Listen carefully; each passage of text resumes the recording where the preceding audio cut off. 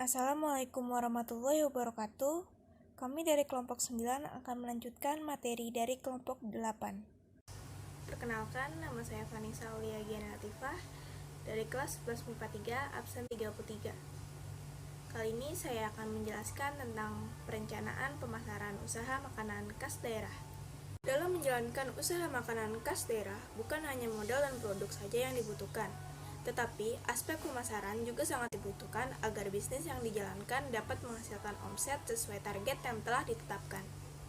Usaha makanan khas daerah merupakan usaha yang memiliki potensi cukup besar. Oleh karena itu, sudah banyak yang menggeluti usaha ini. Tetapi, tidak sedikit pula yang gagal dalam strategi pemasaran yang digunakan kurang tepat. Oleh karena itu, untuk menghindari risiko bangkrut, harus direncanakan strategi pemasaran usaha makanan yang tepat. Strategi pemasaran yang dapat dilakukan adalah: yang pertama, buatlah nama untuk bisnis makanan semenarik mungkin. Nama usaha akan menjadi image yang tertanam pada konsumen, sehingga mereka mudah untuk mengingat usaha makanan yang dibuat. Oleh karena itu, sebelum membuka usaha, siapkanlah nama usaha yang menarik, unik, dan mudah diingat oleh para konsumen. Selain itu, sesuaikan nama dengan usaha makanan yang dijalankan. Nama usaha dapat ditempatkan di depan lokasi usaha dengan menggunakan neon box atau X banner dengan ukuran yang besar dan mudah terlihat agar konsumen yang kebetulan lewat tertarik untuk mampir membeli produk makanan yang ditawarkan. Yang kedua adalah perkenalkan usaha olahan makanan kepada masyarakat. Mulailah pemasaran dengan mengenalkan makanan khas daerah yang dibuat kepada masyarakat sekitar. Hal ini dapat dilakukan dengan membuat acara dan mengundang masyarakat luas untuk berkunjung ke lokasi usaha. Selain itu, pemasaran juga bisa dilakukan dengan mengambil karyawan yang bertempat tinggal di sekitar lokasi. Secara tidak langsung, karyawan tersebut akan mempromosikan tempat kerja mereka kepada kerabat serta rekan mereka. Pada kesempatan tersebut, dapat juga dilakukan survei untuk mengetahui kelemahan dan kelebihan produk dari pendapat konsumen secara langsung melalui angket. Dengan demikian, kita dapat selalu mengadakan perbaikan produk sesuai dengan keinginan konsumen. Yang ketiga, berikan potongan harga untuk acara tertentu, contoh pada saat grand opening, ulang tahun usaha, dan lain-lain. Selain itu, dapat juga memberikan paket harga khusus pada saat hari-hari tertentu. Misalnya memberikan harga paket keluarga di hari raya seperti Lebaran atau Tahun Baru. Potongan harga atau harga paket khusus akan menjadi daya tarik tersendiri bagi para konsumen untuk berkunjung ke tempat usaha. Gunakanlah brosur, pamflet, ataupun spanduk untuk mempromosikan hal tersebut. Yang keempat, membangun jaringan dengan usaha lain yang dapat mendukung. Jaringan merupakan pemasaran yang sangat efektif. Mulailah dengan membuat jaringan usaha dengan rekan maupun kerabat dekat yang memang bisa membantu untuk mengembangkan bisnis. Cara membangun jaringan bisa dilakukan dengan memberikan tes produk pada rekan atau kerabat. Misalnya dengan mengajak rekan dan kerabat untuk berkunjung mencicipi makanan yang dibuat. Jika rekan dan kerabat tertarik dengan produk tersebut, mereka akan senang jika diajak untuk bekerja sama dengan usaha yang sudah dibuat. Begitu banyak peluang yang akan muncul bila memiliki jaringan usaha yang cukup luas. Yang kelima, menciptakan inovasi pada menu-menu yang ditawarkan. Untuk menghindari kejenuhan konsumen, ciptakan inovasi pada menu-menu yang ditawarkan minimal 6 bulan sekali. Banyaknya variasi menu yang ditawarkan akan menjadi daya tarik tersendiri. Misalnya usaha bakso Malang bisa diberikan inovasi dengan menambah menu bakso isi keju, bakso isi telur, bakso isi buah, hingga bakso ikan dan bakso udang. Menu yang bervariasi akan menarik minat masyarakat untuk mengunjungi warung usaha bakso yang sudah dirintis. Yang keenam, meningkatkan kualitas pelayanan.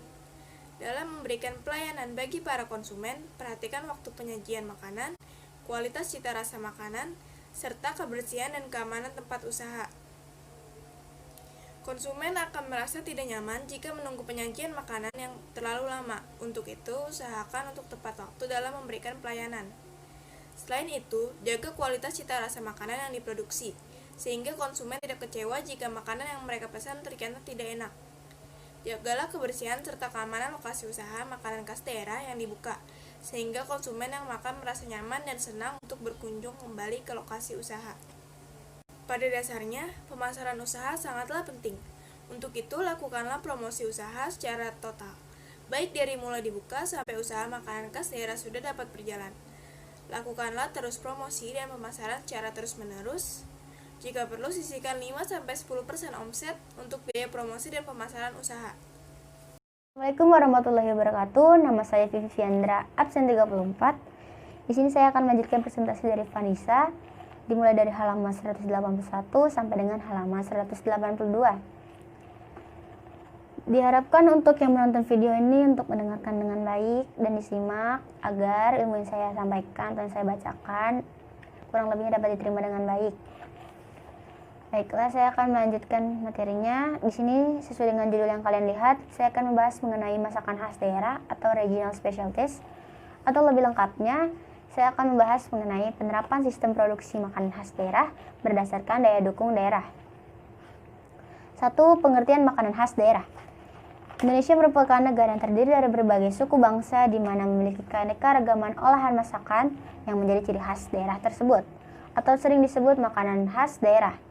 Makanan khas daerah adalah makanan yang bisa dikonsumsi di suatu daerah. Karakter masakan di suatu daerah biasanya mencerminkan karakter masyarakatnya.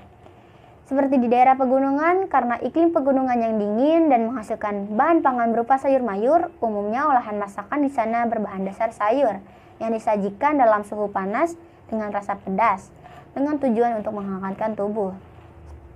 Di daerah pantai, maka olahan makanannya paling banyak yang menggunakan hasil laut. Namun seiring dengan perkembangan zaman dan kontak dengan orang dari luar daerah semakin tinggi, sehingga melahirkan banyak masakan campuran yang ikut memperkaya produk makanan khas daerah. Lalu di sini saya sudah menyajikan beberapa gambar mengenai masakan khas daerah. Yang pertama yaitu di sana ada gambar bika Ambon, lalu yang kedua mie Aceh, yang ketiga rendang, dan yang keempat gulai patin. Nah, bika Ambon ini berasal dari Medan, walaupun namanya Ambon tapi dia berasal dari Medan. Lalu yang kedua ini ada mie Aceh, tentu saja dari Aceh. Lalu yang ketiga rendang. Rendang ini sudah sangat terkenal di kalangan kita, yaitu berasal dari makanan khas Sumatera. Lalu yang keempat ada gulai patin. Di sini dia berasal dari Jambi. Lalu di slide ini saya sudah tambahkan satu quotes yang saya dapatkan dari Google atau internet. Di sini tertulis, "Tidak ada cinta yang lebih tulus daripada cinta pada makanan," yang dikutip oleh Bernard Shaw. Ini saya masukkan untuk selingan saja ya. Lalu berikutnya saya akan membacakan kandungan, manfaat, dan juga gizi pada makanan khas daerah. Yang pertama di sini bahan bakunya. Bahan baku dari makanan khas daerah itu ada dua, yaitu dari hewani dan juga nabati. Lalu untuk kandungan nutrisinya ada karbohidrat, protein, lemak, mineral, vitamin, dan juga air. Tentu saja jumlah komponen tersebut masing-masing berbeda pada setiap bahan, tergantung pada susunan, kekerasan, tekstur, cita rasa, dan juga warna pada makanan. Lalu yang berikutnya kandungan nutrisinya saya akan bahas satu-satu. Yang pertama ada karbohidrat. Karbohidrat ini merupakan sumber kalori utama bagi manusia ya. Nah, umumnya terdapat pada serealia. Serealia itu ada beras, gandum, umbi-umbian. Contoh makanannya yang mengandung karbohidrat tentunya nasi, yaitu nasi liwet, nasi jamblang, getuk, dan juga yang lainnya. Lalu protein. Nah, protein di sini memiliki fungsi sebagai zat pembangun. Umumnya terdapat pada hewani seperti daging, ikan, telur, dan juga susu. Tapi juga ada pada nabati seperti kacang-kacangan dan juga hasil olahan lainnya. Contoh makanan yang mengandung proteinnya yaitu telur asin, ayam betutu, bebek songkem, ayam lodo, dan juga lain sebagainya. Lalu yang berikutnya ada lemak. Lemak merupakan sumber tenaga kedua setelah karbohidrat. Dia dapat melarutkan vitamin A, D, E, dan juga K. Lemak dibedakan menjadi dua, yaitu lemak yang dapat dilihat dan juga tidak dapat dilihat. Contoh yang dapat dilihatnya yaitu mentega, margarin, minyak goreng. Sedangkan yang tidak dapat dilihat merupakan lemak dari kacang tanah, lemak dari lemak kemiri, kuning telur, dan juga susu. Contoh makanan yang mengandung lemak tentunya cukup banyak seperti rendang daging dan juga bika Ambon. Kedua makanan ini termasuk ke dalam makanan yang mengandung lemak karena pembuatannya menggunakan santan kental. Lalu yang terakhir ada vitamin. Vitamin berfungsi untuk melancarkan metabolisme, menjaga daya tahan tubuh, dan kekebalan tubuh. Sumber vitamin ini terdapat pada hewani seperti daging, susu, telur, dan sumber vitamin untuk nabatinya seperti sayur-sayuran dan buah-buahan. Contoh makanannya yang mengandung vitamin adalah karedok, gado-gado, keripik pisang, keripik sanjay, dan juga lain sebagainya. Cukup sekian materi yang saya sampaikan. Selanjutnya akan dilanjutkan oleh Wulan Ayu Ningtyas. Kurang lebihnya mohon dimaafkan. Wassalamualaikum warahmatullahi wabarakatuh. Assalamualaikum warahmatullahi wabarakatuh. Nama saya Wulan Ayu Ningtyas dari kelas 11 MIPA 3 absen 35. Di sini saya akan menjelaskan karakteristik makanan khas daerah. Umumnya bahan pangan berasal dari dua sumber, yaitu bahan pangan nabati dan bahan pangan hewani. Bahan pangan nabati adalah bahan makanan yang berasal dari tumbuh-tumbuhan seperti sayur-sayuran, buah-buahan, umbi-umbian, dan serealia. Sedangkan bahan makanan hewani adalah bahan makanan yang berasal dari hewan seperti telur, ayam, daging, ikan, dan susu. Masakan khas daerah memiliki ciri khas dan karakter tertentu seperti A. Masakan dari Jawa Barat. Masyarakat Jawa Barat lebih suka makan sayur mayur muda yang masih mentah secara langsung dalam bentuk lalap mentah yang disantap bersama sambal. Olahan sayuran yang masih mentah disebut karedok, sedangkan yang matang disebut gado-gado. Banyaknya masakan yang terbuat dari ikan disebut pepes. B. Masakan dari Jawa Tengah. Masyarakat Jawa Tengah banyak menggunakan bawang putih sebagai bumbu dominan dan lebih menyukai rasa manis dibanding rasa yang lain. Di daerah ini banyak ditemukan masakan bersantan. Contoh makanan khas dari Jawa Tengah adalah gudeg. Yang C. Masakan Jawa Timur. Masyarakat Jawa Timur banyak menggunakan terasi dan petis sebagai pemberi rasa pada makanan. Dengan rasa yang sedikit pedas, masakan Jawa Timur banyak dimatangkan dengan cara direbus, digoreng, dipepes, dan dibakar. Contoh makanan khas dari Jawa Timur adalah rujak cingur, tahu tek, dan lain-lain. D. Masakan Sumatera. Masakan olahan Sumatera menggunakan banyak bumbu. Sumatera Barat menggunakan banyak cabai sehingga rasanya relatif pedas dan santan kental. Sumatera Selatan sangat suka makanan yang asam rasanya. Olahan makanannya banyak dimatangkan dengan cara direbus, dibakar, dan digoreng dengan waktu memasak yang relatif lama. Masakan dari sayur mayur tidak banyak jumlahnya. Kalaupun ada sayurnya tidak bervariasi. Sayur yang sering dipakai antara lain daun singkong, kacang panjang, buncis, dan nangka muda. Contoh makanan khas dari Sumatera adalah rendang, pempek, tempoyak, keripik sanjay, dan lain-lain. Yang E. Sulawesi. Makanan olahan daerah Sulawesi banyak menggunakan ikan dengan rasa asam pedas.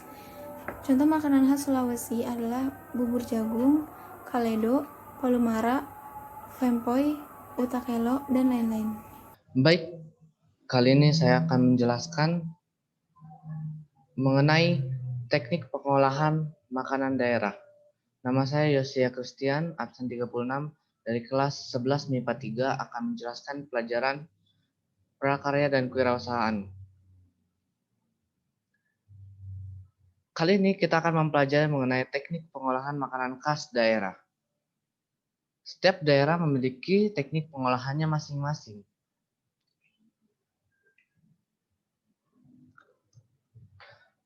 Nah, manusia mulai memasak ketika manusia mengenal api dan tahu cara menggunakan api.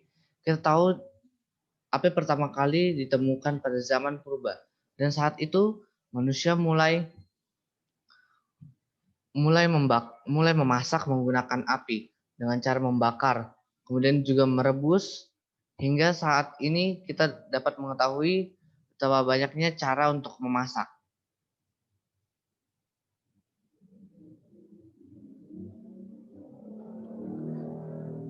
Dengan menguasai teknik-teknik mengolah makanan, dapat menciptakan makanan yang lezat. Dengan berkembangnya pengetahuan saat-saat ini, membuat kita mengerti cara berbagai macam masakan yang begitu enak, dan juga membuat kita lebih memahami bagaimana kesehatan-kesehatan untuk setiap makanan. Nah, bagaimanakah caranya api bisa mengolah makanan? Yaitu lewat 3 cara. Yang pertama ialah konduksi, perambatan panas secara bersentuhan, di mana api tersebut langsung memanaskan kepada bahan masakan. Yang kedua ialah konveksi, perambatan yang perantaranya ikut juga memanas. Dan yang ketiga ialah radiasi panas melalui pancaran panas. Dapat dilihat di gambar, dengan radiasi dapat menghasilkan panas tanpa menyentuh, namun kita bisa merasakan panas tersebut. Konveksi terjadi pada dalam panci ini dan panasnya terus berputar dari arah yang panas menuju ke arah yang dingin.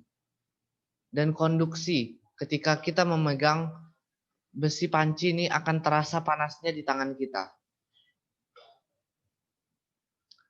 Nah, sekarang saya akan menjelaskan mengenai teknik pengolahan makanan. Yang kali ini khusus untuk teknik memasak secara basah. Yang pertama ialah merebus. Merebus adalah cara memasak di dalam cairan, seperti air, susu, kaldu, dan yang lain-lain. Nah, ini dimasak dengan dalam kondisi yang mendidih, yaitu di bawah 100 Celcius. Nah, alat yang biasa digunakan ialah panci dengan tutup sehingga dapat mematangkan makanan. Nah, ada dua jenis cara merebus. Yang pertama yaitu simmering. Ya, dimasak dalam suhu yang mendidih yaitu 100 derajat Celcius. Kemudian akhirnya dikecilkan di bawah 100 derajat Celcius. Sedangkan poaching menggunakan air sedikit bersuhu di bawah 100 derajat Celcius agar menghasilkan makanan lembut. Nah, berikut contoh-contoh teknik merebus. Dari simmering contohnya ialah membuat kaldu, dan teknik poaching contohnya ialah merebus telur, ikan, dan buah. Yang kedua ialah menyetup atau stewing. Dimasak dengan jumlah air yang hampir sama dengan jumlah makanan. Nah, prosesnya menyetup ini dilakukan perlahan agar makanan menjadi lunak. Nah, daging yang biasanya dimasak dengan teknik ini dipotong kecil-kecil agar mudah lunak. Contohnya seperti opor ayam dan juga gulai kambing. Next, yang ketiga ialah braising. Cara memasak ini menggunakan sedikit air atau kaldu. Nah, cocok untuk memasak makanan yang agak keras dan diiris tipis-tipis untuk melembutkan serat-seratnya. Nah, bahan yang dimasak dengan teknik ini biasanya daging, contohnya sapi, ayam, atau itik, atau juga mungkin sayur-sayuran yang terlihat keras. Contohnya ayam goreng kecap. Nah, kemudian mengukus atau steaming. Nah, memasak makanan dengan uap air mendidih. Alat yang digunakan ialah risopan, yaitu dangdang yang memiliki lubang-lubang pada sisi bawahnya dan juga air di bawahnya, sehingga mengeluarkan uap air. Nah, cara ini sebenarnya lebih baik daripada merebus karena lebih aman dan juga menggunakan teknik radiasi. Contohnya ialah nasi kukus dan kue kukus, seperti pada gambar berikut. Nah, kemudian ada lagi cara mentim atau au bain marie. Nah, memasak dengan cara mentim ini menggunakan panci tim atau mungkin dua panci. Jadi ada dua panci. Panci pertama itu lebih kecil daripada panci yang kedua, sehingga panci pertama itu bisa dimasukkan ke dalam panci yang lebih besar itu. Nah, cara ini membutuhkan waktu yang lama, contohnya seperti nasi tim dan puding roti. Baik, sekian kali ini presentasi dari kelompok 9. Kiranya pemahaman kali ini tidak menjadi sia-sia dan kita bisa mendapatkan ilmu yang bermanfaat.